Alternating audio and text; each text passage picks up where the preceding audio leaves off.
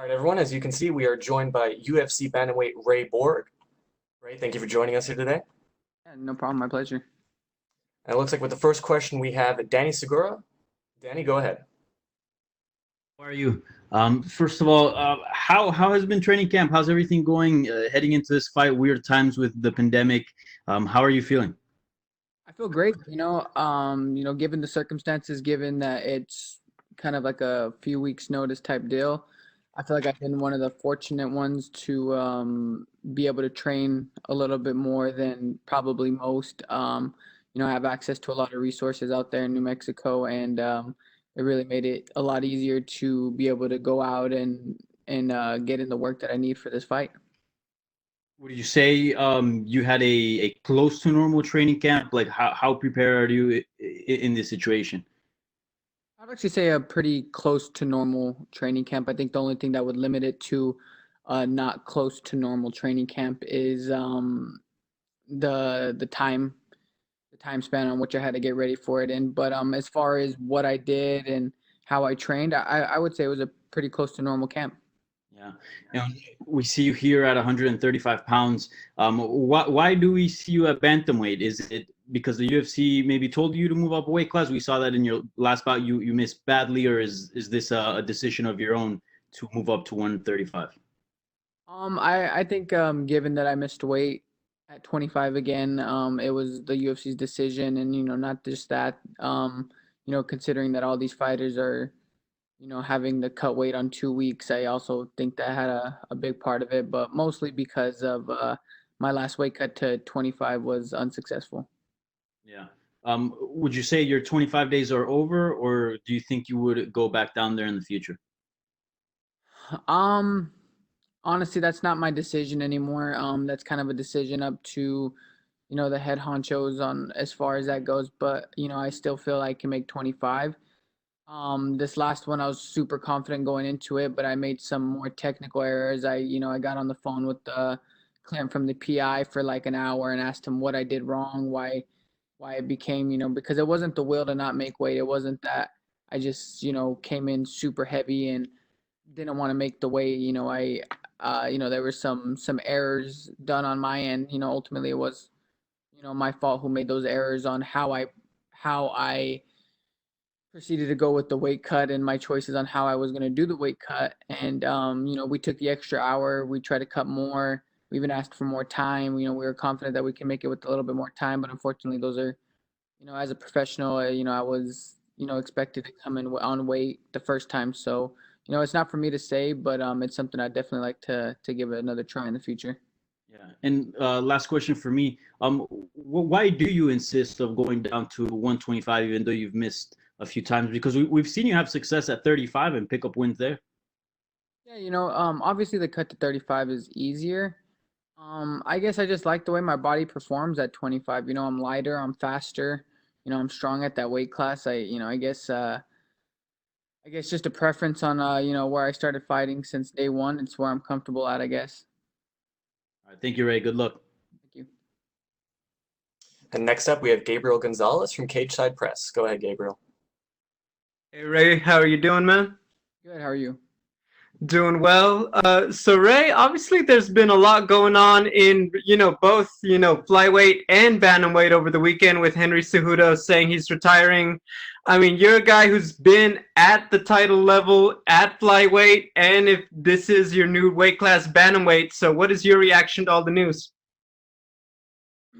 I don't know. It's kind of I've been talking it over with my coaches over the week. Like, do you think he's really going to retire? Do you think he's really going to retire? And a lot of us think it's just negotiation tactics on his end.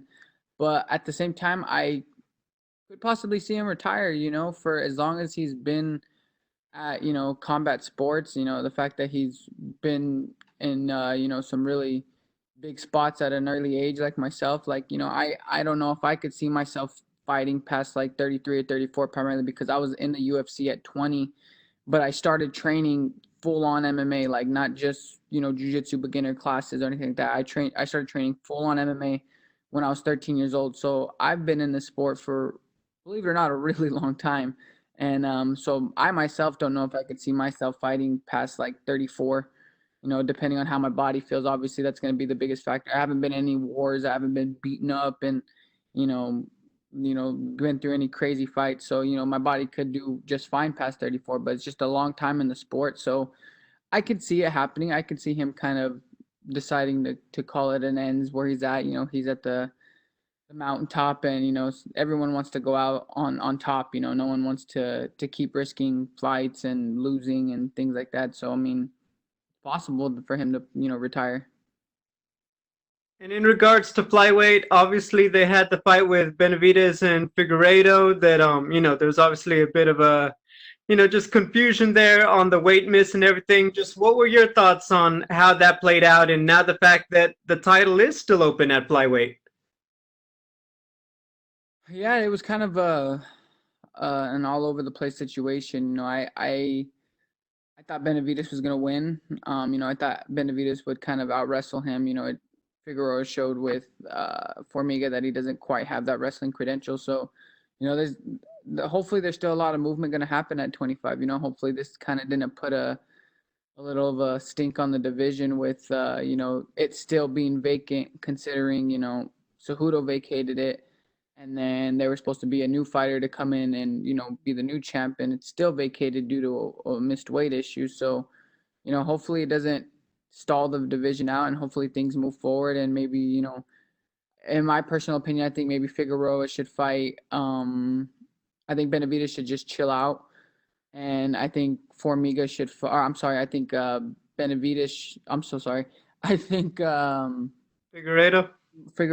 I would say Formiga because they look exactly alike, but I think Figueiredo and Moreno should fight. Moreno's looked really, really good lately. He's one of the fighters who really he got cut and he capitalized on that time away from being cut. He really wanted to come back and improve his skills, so he's looked really good. So I think if him and Figueiredo fought, that'd be a cool scrap, and then the winner fights Benavidez for the belt again. Although Benavidez lost by knockout, it was controversial, and the weight issue was obviously a big part of that controversy. Gotcha. Final question for me. Ray, you are still coming off 2 victories. I know everybody is talking about the weight cut and then the comments and everything. But for you, I mean, can you describe it? Because I know a lot of people are criticizing you, but you are still coming off 2 wins, which is a big deal in the lighter weight classes that are so competitive. Yeah, it sucks that I've missed weight, but what people tend to forget is I'm pretty good at fighting. And, there's a reason why I fought for the belt at 24 years old is because I'm pretty damn good at fighting. So, that's something that people tend to forget. And, it sucks that, the whole plague with the weight issue and the, not making weight, it's all my fault anyways. I should have made weight, so I'm not going to sit here and make up excuses on that. But, it is what it is. And I'm just a good fighter, and, I plan on moving forward. And the only way to get this whole missed weight thing out of over my head is to show up, make weight, and put on a good fight. Thank you, Ray.